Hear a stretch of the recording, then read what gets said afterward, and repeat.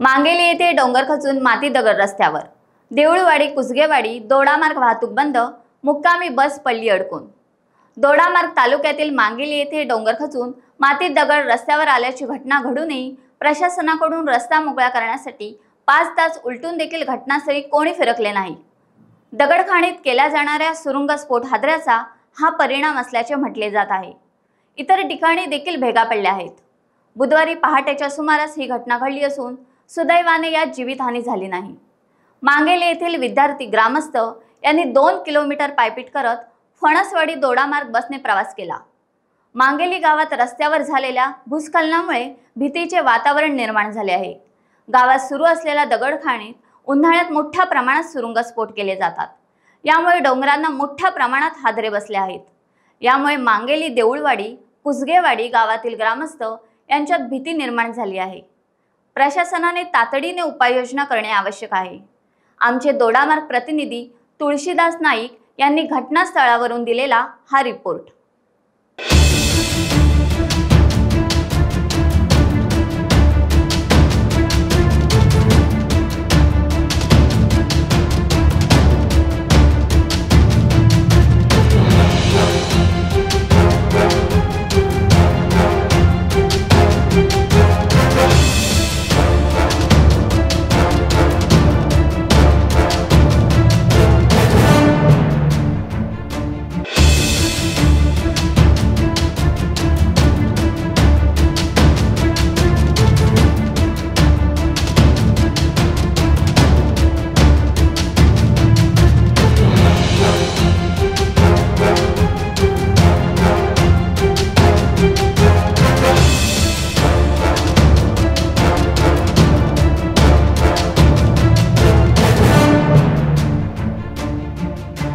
दोडामार्ग तालुक्यात पडत असलेल्या मुसळधार पावसामुळे दोडामार्ग तालुक्यात ग्रामीण भाग असलेल्या मांगेली गावात या ठिकाणी मोठ्या प्रमाणात पडत असलेल्या पावसामुळे रस्त्याच्या कडेला असलेला डोंगर खचून हा मुख्य रस्त्यावर आल्यामुळे मांगेली कुसगेवाडी देऊळवाडी या ठिकाणी असलेली वाहतूक बंद झाली आहे।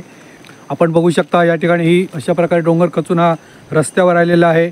डोंगर खचल्यामुळे मांगेली गावात असलेल्या बसेस या अडकून पडलेल्या आहे। यामुळे या ठिकाणी वाडीतून जाणारे विद्यार्थी असतील, ग्रामस्थ असतील, यांची मोठ्या प्रमाणात गैरसोय या ठिकाणी झालेली आहे।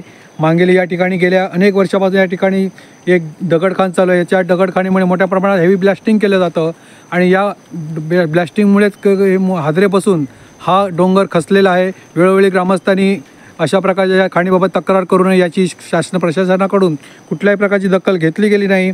यामुळे असे प्रकार घडत आहे। अशा प्रकारे हा डोंगर खचला आहे। यामुळे यापुढे अशा प्रकारच्या घटना होऊन मांगेली गावातला धोका संभवतो। तेव्हा प्रशासनाने याची दखल घेणे गरजेचे आहे। दगड खचण्याचा प्रकार रात्री उशिरा घडूनही या ठिकाणी प्रशासनाकडून कोणते रस्ता मोकळा करण्यासाठी कुठल्याही प्रकारची व्यवस्था या ठिकाणी केलेली नाही।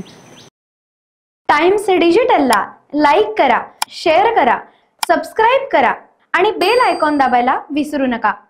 Times digital.